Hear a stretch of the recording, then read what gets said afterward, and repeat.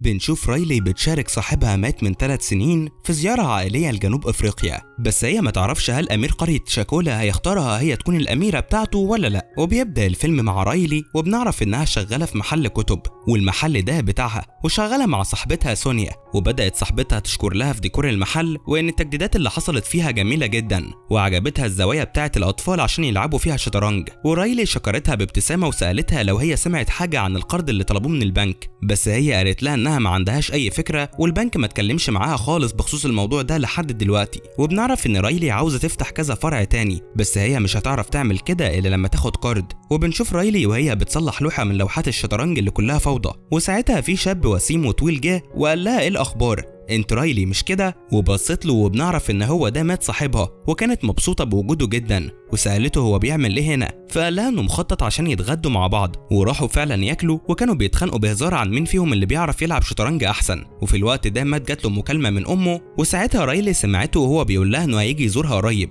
وهيجيب صاحبته رايلي ستيفستون. لكن في الوقت ده بنشوف ان رايلي جالها شويه اخبار وحشه، وعرفت ان القرض اللي طلبته عشان تشتري المبنى للاسف اترفض، وساعتها عرفت انها مش هتعرف تفتح فرع تاني. ووقتها مات شافها وهي حزينه وسالها عن حزنها، بس رايلي كانت متشتته جدا وما قالتلوش عن السبب، وفضلت مركزه في الاكل، وقالت له انها جاهزه عشان الرحله بتاعتهم. وبنشوف مات في مكتبه بيحاول يخلص شويه شغل عشان نفسه ينشر كتابه التاني، وكان بيتكلم مع واحد شغال في مجال نشر الكتب، واتفقوا على صفقه كويسه جدا. وقال لمات انه هيتصل عليه في اقرب وقت قبل ما يقفلوا المكالمه. وساعتها بنشوف صاحب واللي في نفس الوقت مساعد مات واسمه سيد دخل وقعد معاه، وبداوا يتكلموا عن نشر الكتاب، وجاب تذاكر السفر بتاعه جنوب افريقيا، ومات شكروا على مساعدته. وبعد كده مات راح يجيب اكل عشان يعدي بيه على صاحبته رايلي. وبنشوف رايلي وهي بتقرا شويه قصص للاطفال في المحل بتاعها، وبدأت تقول لسونيا انها متضايقه وحاسه ان المحل بقى فيه فوضى كبيره وزحمه جدا، وهي ما بتحبش كده. بس سونيا كانت مستغربه تصرفاتها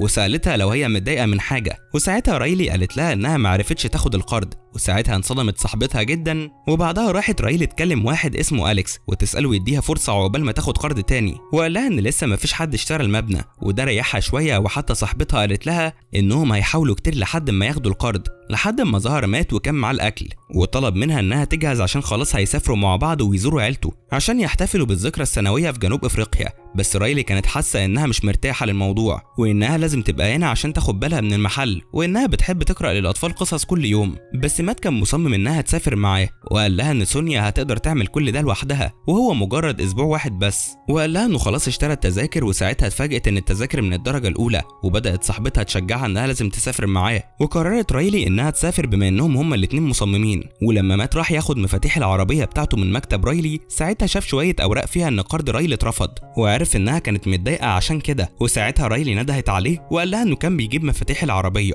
وبنشوف رايلي بتقضي الليله وهي والشنط بتاعتها مع صاحبتها، وبدات تفكر لو هي محتاجه تاخد الفستان الشيك ده معاها ولا لا. وصاحبتها نصحتها انها لازم تاخده عشان دايما امها بتقول ان لازم يبقى معاكي فستان شيك في شنطتك. والاتنين كانوا متحمسين جدا لان دي اول مره رايلي تسافر فيها مع صاحبها وتروح مكان زي ده. وبنعرف ان سونيا كانت صاحبه رايلي في المدرسه والكليه، وحتى كانوا عايشين مع بعض في سكن الجامعه، واول مره تشوفها مبسوطه ومتحمسه كده في حياتها. وبنشوف مات ورايلي راحوا للمطار، وساعتها قابلوا هناك ناندي اخت مات. بس رايلي ما كانتش تعرف ان سيد جاي كمان معاهم، بس سيد قال انه عمره ما يفوت حفله جامده زي دي حتى لو كانت على بعد مليون ميل. ورايلي قالت لمات ايه ده، انا كنت مفكراها هتبقى حفله صغيره على قدنا. وناندي كانت بتبص لرايلي بصات استحقار من تحت لتحت. وبعد كده ركبوا العربيه وراحوا مطعم عشان ياكلوا مع بعض، وساعتها طلبوا الاكل التقليدي بتاع سكان جنوب افريقيا، وبداوا ياكلوا بايديهم وكانوا بيرقصوا على الموسيقى ومستمتعين جدا مع بعض. وبعد كده وصلوا على بيت مات، ولما نزلوا من العربيه بنشوف بوابات البيت الكبيره الفخمه، ورايلي كانت متفاجئه جدا بالمنظر اللي شافته، وسالت مات لو هو كان غني. ومات حاول يشرح لها،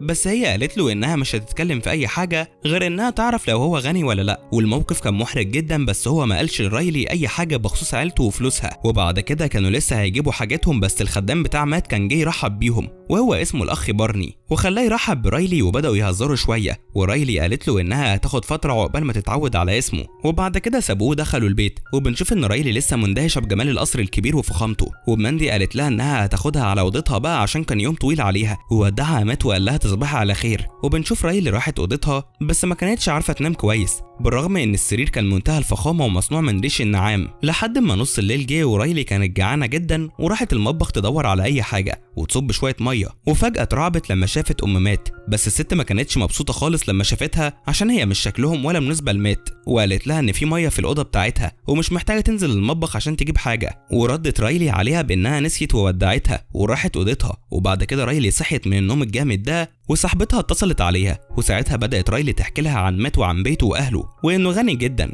ودي كانت صدمة كبيرة بالنسبة لها. وساعتها صاحبتها قالت لها ان في اخبار جميلة وان في شخص ملاك اشترى المبنى اللي كان نفسها تشتريه، ومش بس كده ده كتبه باسم رايلي. وانبسطت رايلي جدا وما كانتش مصدقة وطلبت تعرف اسمه، بس صاحبتها قالت لها ان المتبرعين الملايكة دول بيبقوا مجهولين ومش بيقولوا اسمهم. ورايلي خلصت المكالمة وسمعت صوت خبط على باب اوضتها وكان بيصبح عليها، وكانت متحمسة جدا لما شافته وسألها عن سبب حماسها، وقالت له انها بس مبسوطة بالمكان عشان جميل جدا، وما قالتلوش على المتبرع. وقال لها ان الفطار هيجهز كمان نص ساعة وانها لازم تجهز وتلبس فستان. وبنشوف انها لبست فستان اخضر جميل مع جزمة سودا ونزلت الدور الارضي لمكان الفطار، ومات كان مبهور جدا بجمالها. وبعد كده دخلت مكتب او مكان شبه مكتبة وشافت مات مع ابوه، وهي حست انه ابوه من طريقة كلامه مع ان شكله مش كبير قوي، ورحب بيها وكان راجل لطيف جدا. وبداوا يتكلموا شوية عن الكتب وحب رايلي الكبير ليها، واتكلموا عن الطيارات. وساعتها مات شاف انهم منسجمين جدا وكان خايف ان رايلي ما تعجبش ابوه، بس الحمد لله الموضوع عدى بينهم على خير. وبعد كده الاب طلب منهم يجهزوا عشان يفطروا وانه هيروح وراهم على طول لما يخلص حاجه بيعملها. وبعد كده راحوا الام مات عشان ترحب برايلي رسميا، وطبعا امه كانت متضايقه جدا منها ورايلي حضنتها بكل لطف. وحتى الخدم اللي في القصر كانوا محرجين جدا بسبب تصرفات الام، بس ما حدش يقدر يقول حاجه. وام مات كانت متضايقه عشان ما قالش ان حبيبته جايه تقعد شهر كامل وهي غريبه عنهم، بس مات فكرها بانه اتصل بيهم في البيت وقال انه هيجيب صاحبته. وبعد كده راحوا يفطروا على السفره الفخمه، ولما راحت رايلي تفطر ساعتها شافت ابن ناندي وكانت مبسوطه بيه جدا عشان بتحب الاطفال، بس لاحظت ان الطفل ما بيتكلمش معاها، بس ما كانش عندها مانع وهي قالت تديله شويه وقت لحد ما دخلت واحده ست افريقيه وشكلها متشيك ولابسه لبس رسمي وبتتكلم مع كل افراد العيله بطريقه رسميه ملكيه. ورايلي كانت مستغربه من الطريقه شويه، وبدات الست دي تسلم على ابو مات اللي اسمه الملك شديك، وام مات اللي اسمها الملكه نوبوتو. وساعتها قالت لرايلي ان اسمها اياندا وهي زوجة مات. وساعتها انصدمت رايلي وقامت بسرعه ومشيت وهي مش عارفه تقول ايه. وراح مات وراها مع ناندي، بس ساعتها اياندا وقفته وسلمت عليه وحضنته وقالت له صباح الفل يا حبيبي، بس هو سابها ومشي. وبدات رايلي تزعق له عشان كان بيكذب عليها وانه طلع امير ومخطوب كمان وهيتجوز خلاص. وسيد وناندي كانوا بيتفرجوا على الخناقه لحد ما رايلي سابته وراحت اوضتها وقفلت على نفسها الحمام، واتصلت بصاحبتها عشان تقول لها على خيانه مات، بس صاحبتها حاولت تهديها وتقول لها انها لازم تستنى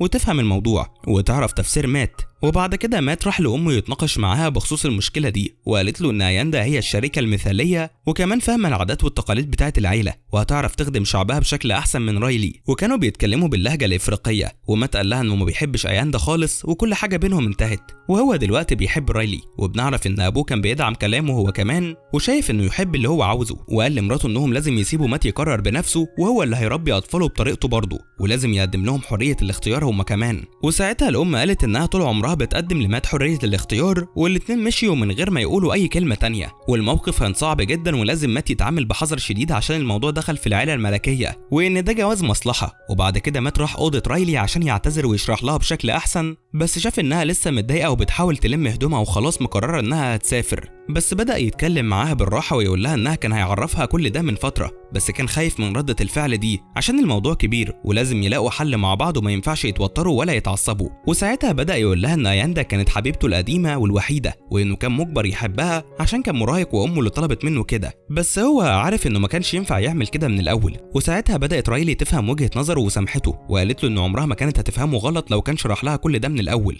ولا كانت هتبص له بشكل مختلف عشان هو غني أو عمل غلطة سخيفة وهو مراهق. وفي تاني يوم بنشوف ناندي بتتكلم مع رايلي عن ابنها وبتقول لها إن مات دايما بيلعب معاه وبيقرأ له قصص من ساعة ما اتولد، وقالت لها إنها تعرف أياندا من زمان كأنها أختها وأهلها ماتوا زمان. ورايلي كانت زعلانة جدا لما سمعت ده وبدأت تكون متعاطفة معاها أكتر من الأول. وساعتها رايلي قالت أنا لو في إيدي أقدم أي مساعدة لأياندا عمري ما هتردد إن أساعدها في أي وقت. وشكرتها ناندي على العرض بتاعها وقالت لها انها طيبه جدا وبقت بتحبها. وبعد كده بنشوف مات بيقول لرايلي انه مخطط يخرجوا سوا، ورايلي كانت متحمسه جدا ووافقت. وبنشوفه وهم بيتمشوا في الشوارع وبيبصوا على كل اللبس في المحلات التجاريه في السوق، وقعدوا في كافيه قريب من محل بيبيع كتب وشافوا كتاب بيتكلم عن الطيارات، وساعتها رايلي اشترته وبداوا يشربوا قهوتهم وهم مستمتعين لحد ما خلصوا ورجعوا البيت تاني. رايلي قررت لما رجعت انها تقضي شويه وقت مع ابن ناندي، وكانت متأثرة جدا بان الولد ما بيتكلمش بس كانت بتتعامل معاه بكل لطف، والملك كان واقف وراهم وبيسمع الكلام اللي رايلي بتقوله. وساعتها الطفل بدأ يتكلم مع رايلي وكان مستريح جدا وهو معاها، والملك انبسط جدا لما سمع صوت الولد ودخل يقول لهم ان شويه والاكل يجهز. وساعتها الولد هرب بسرعه لما شاف الملك، ووقتها رايلي قدمت له الكتاب اللي اشتريته وقالت له انه كتاب جميل جدا، والملك كان مبسوط عشان كان بيدور على الكتاب ده بقاله فتره،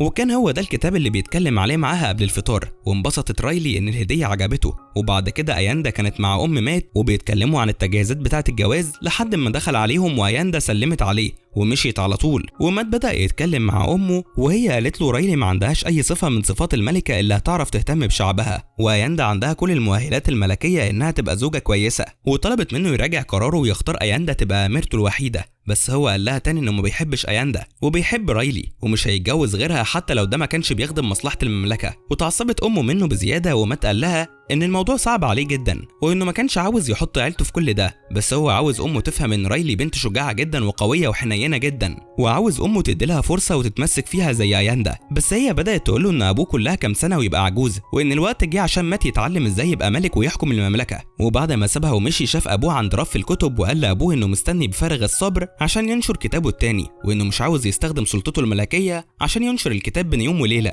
وهو عاوز يتعب زي اي كاتب تاني عشان يحس انه انجز حاجه لنفسه. وابوه قال له انه فخور بيه جدا وبقراره انه مش هيستخدم اي سلطه في الموضوع عشان يحقق مكاسب شخصيه، وده اللي هيخليه ملك شاطر جدا وهيعرف يندمج مع الشعب بتاعه. ومات شكره على كلامه ومشي. وبعد كده بنشوف مات ورايلي كانوا بيجروا شويه حوالين القصر وكانوا بيتنافسوا مين اللي نفسه اطول. وساعتها مات سالها لو تتخيل نفسها عايشه في القصر ده ويبقى بتاعها، وهي قالت له انه شعور جميل جدا بس هي مش هتقدر تستغنى عن محل الكتب بتاعها عشان كان بتاع عيلتها وهي بتحبه جدا، وحاسه لو سابته هتكون سابت جزء كبير من حياتها. ومات كان متفاهم كلامها وقال لها انه هيسيب كل ثروته واملاكه عشان يبقى معاها هي بس. وبنشوف وقت الغروب ناندي مع رايلي وبيتكلموا عن ابنها، وبدات رايلي تتكلم عن اهلها وازاي ماتوا زمان، وقالت انها من فتره كانت بتحتفل بالذكرى السنويه بتاعه وفاتهم وانهم عملوا حادثه شديده بالعربيه. وناندي حاولت تهون عليها وطلبت منها انها تفك شويه وتاخد القصه المفضله بتاعه ابنها وتروح تقرا له قصه قبل ما ينام. وبنشوف الملكه وهي معديه من جنب الاوضه اللي رايلي كانت قاعده فيها وبتقرا القصه للولد، وسمعت صوت ضحكات عاليه من الولد، ورايلي وهو كانوا مستمتعين جدا بوقتهم وهم بيقراوا القصه مع بعض ومتحمسين جدا.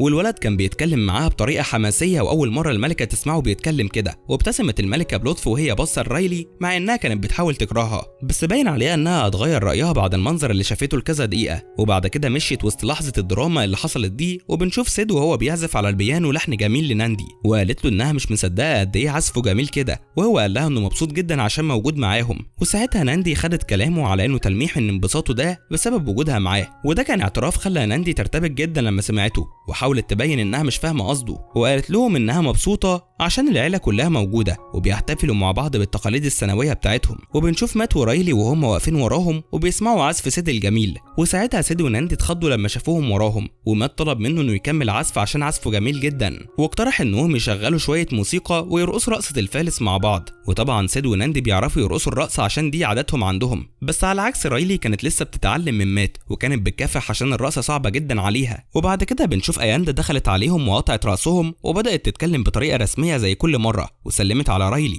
بس ما كانتش مبسوطه بوجودها مع مات، وبدات اياندا تتجاهلها وتحاول تهزر مع مات عشان تخلي رايلي تغير منها. ورايلي مشيت، وساعتها مات اتضايق واتجاهلها ووضح لها انه ما بيحبش التصرفات دي. وبعدين اياندا قالت له انها جت تعرفه ان العيله الملكيه هيتصوروا مع بعض في الاوضه ولازم يجهز نفسه، وكانت اياندا متضايقه جدا من طريقه مات. وبعد كده بنشوف رايلي لابسه فستان اخضر جميل وسرحت شعرها بطريقه جميله وراحت لاوضه التصوير عشان تشارك العيله، وبنشوف العيله الملكيه والمصور بيصورهم، واياندا كانت بتبص على رايلي وفرحانه فيها عشان عارفه ان اكيد الملكه هترفض تتصور معاهم. بس الولد الصغير ساعتها قال لجده وجدته هي رايلي مش هينفع تتصور معانا ولا ايه، ودي كانت مفاجاه كبيره لكل اللي في الاوضه. والملكه بنفسها طلبت من رايلي انها تيجي وتتصور معاهم، وساعتها اياندا قالت ان دي فكره وحشه جدا، لكن الملكه قالت ان الموضوع عادي ودي صديقه ابنها، وده اللي بياكد لنا ان رايلي بقى عندها مكان مخصص ليها للعيله، والملكه بقت متقبله انها تبقى شريكه ابنها. وكل العيله قعدت مع بعض تساعد الملك انه يبني نموذج طياره، وبداوا يجمعوا كل القطع مع بعض، وكانوا مبسوطين جدا وبيقولوا انهم متحمسين يشوفوا شكل النموذج الاخير. وفعلا قدروا يعملوا النموذج وكان جميل جدا وشبه بتاع العصور القديمه. وبنشوف ناندي ورايلي وهم بيقيسوا شويه فساتين وبيعملوا عرض عن احسن فستان وايه احسن الوان مناسبه لبشرتهم،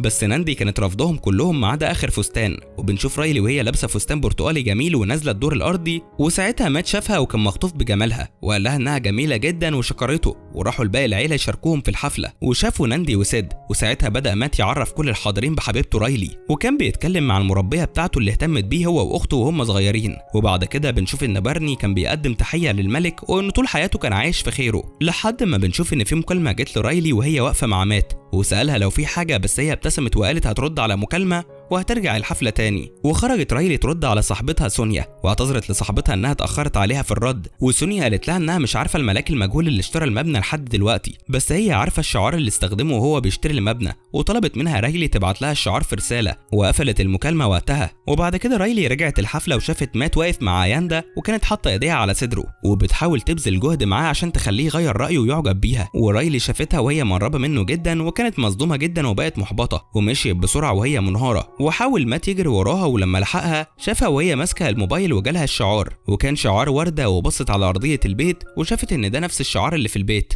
وساعتها عرفت مين هو الملاك اللي اشترى المبنى، وبدأ يعتذر لها على سوء التفاهم وانها فاهمه غلط، بس هي قالت له ان علاقتهم خلصت خلاص. بس هو صمم يقنعها ويفهمها الموضوع، وقال لها ان ياندا هي اللي حاولت تقرب منه عشان تخليه يغير رايه ناحيتها، بس هو كان رافض عشان ما عندوش اي مشاعر ناحيتها من سنين طويله. وساعتها بدأت رايلي ان غضبها يقل شويه عشان عرفت ان اشترى لها المبنى، وقالت له انها كانت عاوزه تعمل كده بنفسها وما طلبتش منه المساعده. وساعتها رد عليها وقال لها انه شاف الاوراق على المكتب وما قدرش يمنع نفسه من انه يساعدها عشان عارف ان الموضوع كبير ومهم جدا بالنسبه لها. وقال لها ان نيته ما كانتش يكذب عليها ويخبي الموضوع عنها، بس حبه ليها ما قدرش يمنعه من انه يتصرف من دماغه ويشتري المبنى بنفسه. ولما سمعت كلامه وقبلت اعتذاره والاتنين دخلوا الحفله تاني وراحوا لمكان الرقص وشافوا الملك والملكه بيرقصوا رقصه الفالس. وساعتها رايلي ومات رقصوا مع بعض وبدا يقول لها انه بيحبها جدا وانه اكتر واحد محظوظ في العالم عشان قابلها، وانه مبسوط بوجودها في القصر وكل العيله بيحبوها وبيحبوا طريقتها الحنينه. وساعتها مات وقف رقص معاها ونزل على ركبته وطلب منها بكل لطف انها تقبل الجواز منه. ورايلي كانت مصدومه والدموع ماليه عينيها ووافقت على طول. وبدا كل اللي في الحفله يهيصوا ويحتفلوا بيهم عشان اخيرا مات هيعيش مع حب حياته واميرته الوحيده. ولحد هنا بيخلص فيلم النهارده.